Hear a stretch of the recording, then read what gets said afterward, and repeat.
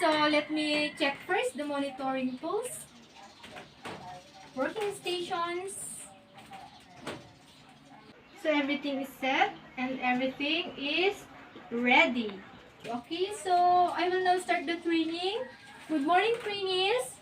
Welcome to Isabela State University. My name is Rodeline Roldan. I am your accredited trainer for Dressmaking NC2. So before we proceed, I'd like you to fill up our attendance sheet. This will be my reference in checking your names in my list of trainees. Okay, so are you done? Thank you. Okay, so this training is recognizes the prior learning. That's why I have here the data gathering tool for trainees characteristics for me to check your background and experiences. Okay, so are you done? Thank you. Okay, so I also have here the written test and self-assessment checklist for me to be able to check or determine your prior learning or relevant experiences for these qualifications. I will give you 30 minutes to do this, okay? Okay, so time's up. Thank you. Okay, so according to the questions that I have, it seems like Ivana has a relevant experience. That's very good. And Anna Marie, it's okay. That's why you have this training. Okay, so now let's proceed to the final orientations. So, by the way, thank you for choosing ISU Ilagan as your training run for Dressmaking NC2. So, I will assure you to provide the quality instructions that will help you to develop your competencies for these qualifications. Okay, so in this training, we're going to use CBT approach. Okay, so does anyone here know what is CBT? Okay, so CBT stands for competency-based training. It is focused to the outcome rather to the learning process in a specified time. Okay, so CBT has a 10 principles. So the first one is the training is based on curriculum developed from the competency standards. So it means the training is based on the competency-based curriculum. And the second is learning is modular in structure. So it means that in this training we have one competency is equivalent to one module, but some competencies may be divided into training modules. Okay? And the last one is training is delivered individualized and self-paced. So this means in this training, learning is done by the learner at own pace. Okay? So do you have any questions? Okay, so that's the 10 principles of CBT. Okay, so let's now proceed to the CBT Process Load. So CBT Process Load, it shows how the trainee enters and exits the program. So this is the process that we are going to follow throughout the entire training. Okay? So the first one, the trainee will enter the program. So in here, I will administer the orientations. And of course, you need to know your role as a trainee and my role as a trainer. Okay? So the second is the trainee selects a competency and receive instructions. So in here, I will provide the materials and introduce to you the CVLM and the use of a achievement and progress record. Okay, so after that, if he is now ready to learn, so in this training, we have different methodologies. The first one is review learning package, view multimedia materials, use manuals, observe demonstrations, participate skills in workshop, and of course, receive assistance and advice from me. And after the learning process, you will have certain tasks that you will have to practice. And then, me as your trainer will observe your performance. Okay, and then if you already raised your performance using the performance criteria checklist, and you think you are now competent, that's the time you will approach me so I can rate your performance. Okay? And if you are satisfactorily perform the competency, I will give you the certificate of achievement. And you can select again another competencies, and you should go to the same process. Okay? So, if all competencies been achieved or been completed, if yes, so that's the time that I will recommend you to undergo the national assessment. And whether or not you are competent or incompetent, you are required to exit the program. And in the event that you have enough competencies been achieved, okay, if yes, you can now exit the program and you can select another program again, another qualifications, and go to another process again. Okay, so however, if the answer to this one is no, you need to go back to the learning methodologies and practice the skills or the task until you are competent enough so that you can undergo to a national assessment. Okay, so do you have any questions? Okay, so if none, let's now proceed to the role of the trainee and the role of the trainer. Okay, so the role of the trainer is to guide, to assist you, to facilitate, and to rate you. Okay, and the role of trainee is to do the different tasks or to perform the different tasks. Okay, next. Let's now proceed to the introductions of dressmaking qualification taking 240 hours. Okay, so dressmaking composed of 3 competencies. The first one is 4 basic competencies, 4 common competencies, and 4 core competencies. Okay, so we have also 4 units of competencies under the core competencies. The first one is draft and cut pattern for casual apparel, prepare and cut materials of casual apparel, and then sew casual apparel, and of course, apply finishing touches for casual apparel. Okay? So, let's go now to the most important part of the CVLM, the instruction sheet. So, all the things you need to know is provided in these learning materials. Okay, so this is the CVLM. In this part, you can read the information sheets, answer the self-check, or provided with your answer key, do the task sheet and the job sheet, and of course, we have here the performance criteria checklist.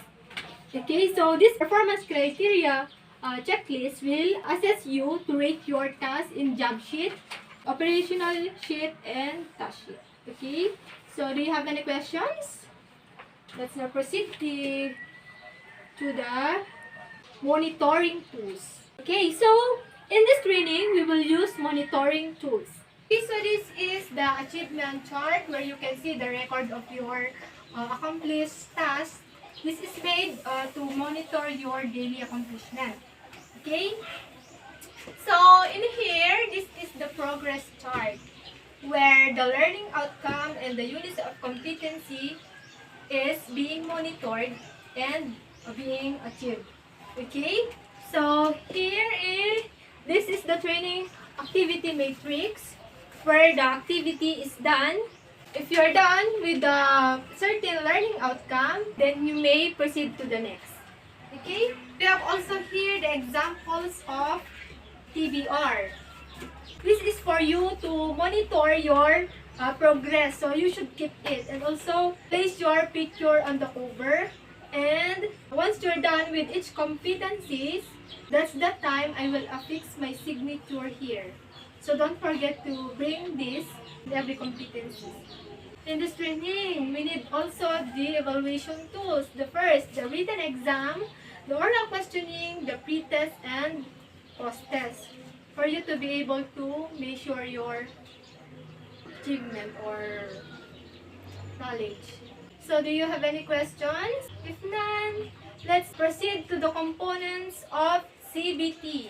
Please get your notebook and ball pens, and I will tour you to the workshop or on the tools. Okay, so this is the trainer resource area where you can find the training regulations, and of course where your trainer will create a instructional materials. This is the learning resource area where the CVLM is being placed. And of course, you can consider this as a library. This is the contextual learning area where you can ensure your underpinning knowledge in dressmaking. So, especially during discussions, this is the distance area. The main objective of this is to enhance the accessibility, and of course, you can find here the print and non-print multimedia. Okay, so here the computer laboratory area where you can search on the internet for additional reading materials. We have here the quality control area where you can find the final product and final output. And also this is the support service area, value-adding competency under dressmaking, addressing underpinning skills to be done. Okay, so this is the institutional assessment area where the recognition of prior learning is done, and also the assessment is being done.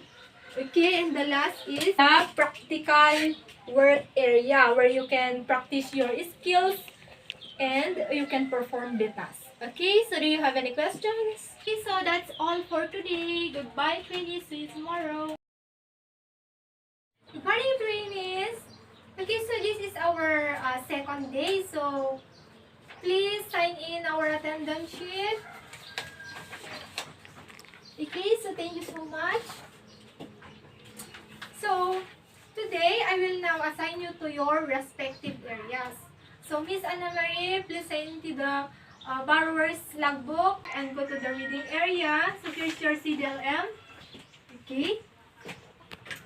So here, read the information sheet and answer self-check. So compare your answer to the answer key and read the task sheet and job sheet. Of course, answer your self-assessment checklist.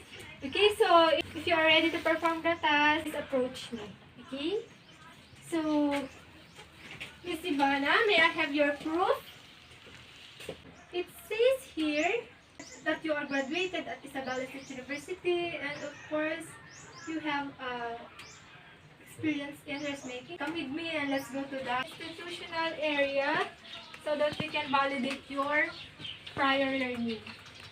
Okay, so Miss Ivana, given the tools and materials and also the measurement, yes, just follow the instructions. Okay, so I will give you 1 hour to do the task. Okay, so time is up. So let's now go to the contextual learning area. Okay, so Miss Ivana, I have here some questions. So what are the method and pattern making? This is very good, so please answer the written test or written exam. I will give you 30 minutes. Okay, so time's up. Let me check first.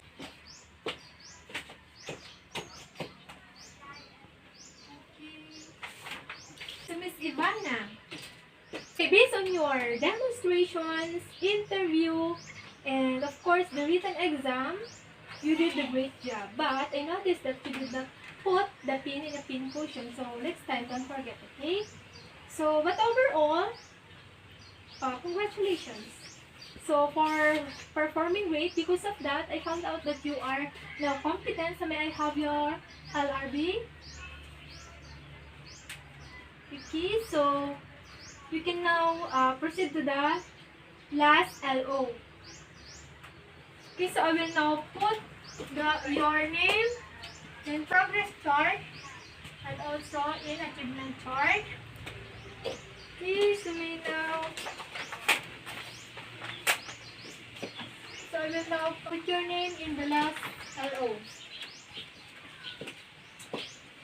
You may now go to the reading area and please read the CVLM. Okay. So here, read the information sheet and answer self-check. Compare your answer to the answer key.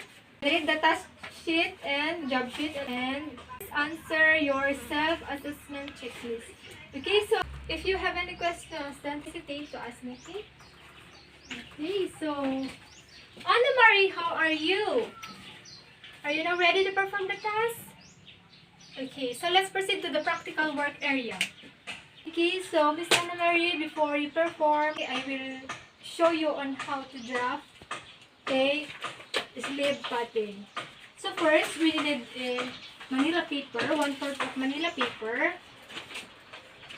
And of course, L square. If you don't have a ruler, you can use L square.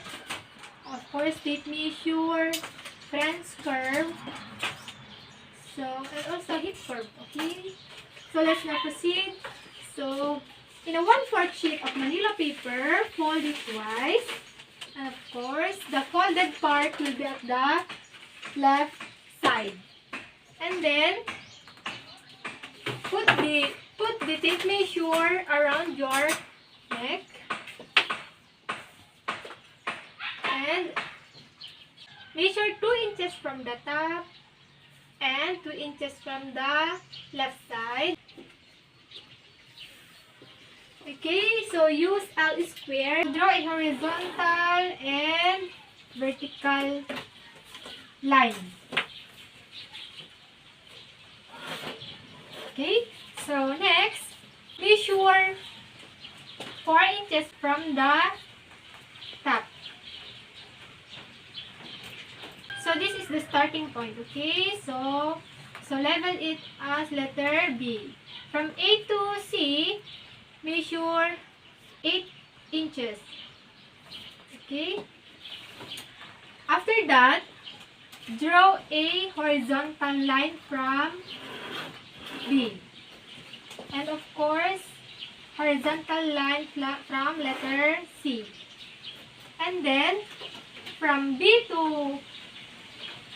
from C to D, measure 6 inches.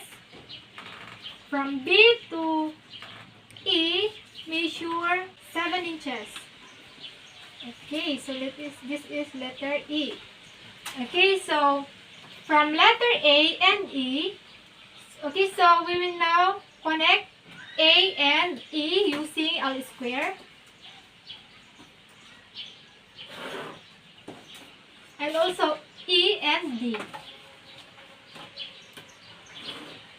Okay. So next, from A and E, we will divide it into 2. So 8 divided by 2 is equal to 4. This is the letter F.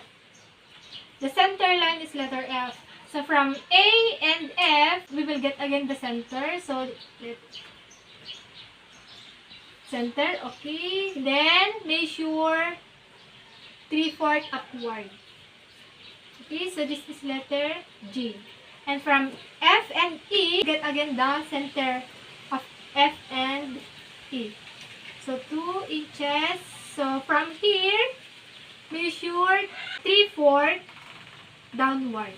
Okay, so that's it. So this is letter H. And now we will use French curve to make a curved line. Okay, so from point A, we will connect to G and F, and of course, we will connect F, H, and G. Okay, so this is now the final pattern. Did you follow? So you may now draw. Use another 1/4 of Manila paper. Okay? So I will now give you 1 hour to draft. We now start. Okay, so are you done? Let's go to the contextual learning area. Miss Anna Marie, I have some questions. So, how do you define pattern making? Very good. So, this is your written exam. Please answer it and I will give you 30 minutes. Okay, so time's up. Thank you. So, I will now check it first, okay?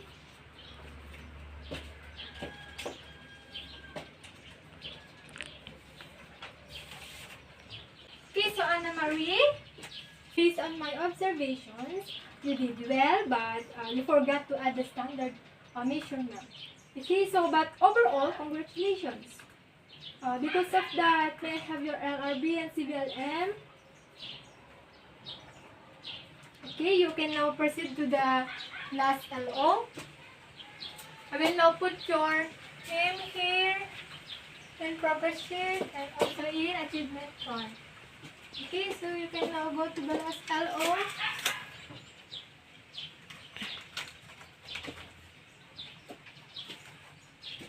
Okay, so please sign into the borrower's logbook for the last LO and read the CVLM.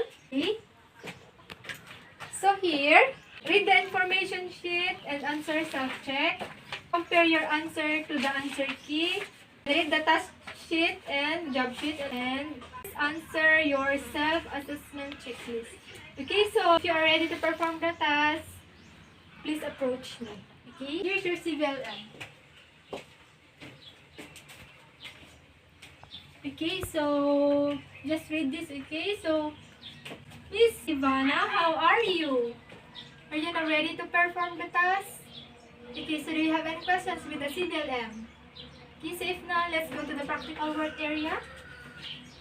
Miss Ivana, you may now start.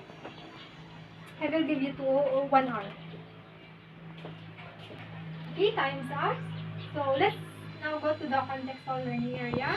Okay, so Miss Ivana, I have here some questions. So, what are the standard measurement of short sleeve? Okay, so this is your written test. Please answer it and I will give you 30 minutes to answer, okay? Okay, so time's up. Thank you. Let me check first, okay? According to your demonstrations, interview, and also the written exam, you did a great job. But in your written exam, you got 38 out of 40. So that's good. So congratulations. You already completed the LO. So I will now check here in your progress chart and achievement chart. Okay, so let's go now to the contextual learning area for your post-test. So this is 30 items. I will give you 30 minutes to answer and please read the instructions, okay? I have also here the training evaluation form. Please answer it honestly for me to be able to see the areas that I need to improve for my performance. Okay, so time's up. Thank you. So now, Miss Ivana, since you have completed all the competencies, I will now recommend you to undergo national assessment. Okay, so please secure your form to the processing office to Mr. Gompal and don't forget to bring your IDs and of course this is your application form. Okay, so that's it. Congratulations. Anna Marie, how are you? Are you now ready to perform the task? Okay, let's go to the practical work area. Okay, so you may now start to perform. I will give you 1 hour to do this, okay? Okay, so time's up. Okay, so let's go to the contextual learning area. Anna Marie, I have here some questions. So, what is the importance of pattern in dressmaking? Yes, very good. Okay, here's your written exam. I will give you 30 minutes to answer. here. Okay, so time is up. Thank you. I will now check it first, okay?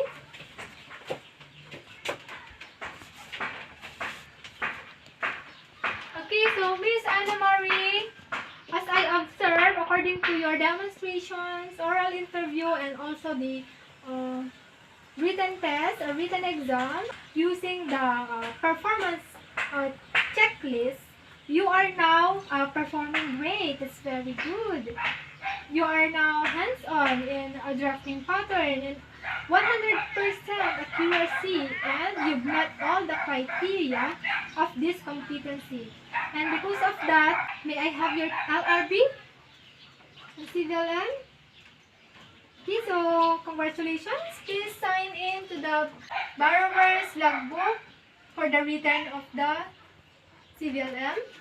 Okay, so I will now check your progress chart to the last. Okay, LO. So let's now go to the contextual learning area for your post-test. Okay, so Anna Marie, I will give you 30 item test. Please read the instructions carefully. Okay, so I will give you 30 minutes to answer. Okay, so I have also here the training evaluation form. Please answer it honestly for me to be able to see the areas that I need for improvement for my performance. Okay, so are you done? Okay, so Miss Anna Marie, since you have already completed all the competencies, I will now recommend you to undergo the national assessment. Okay, so here's your application form. Okay, so don't forget to bring your IDs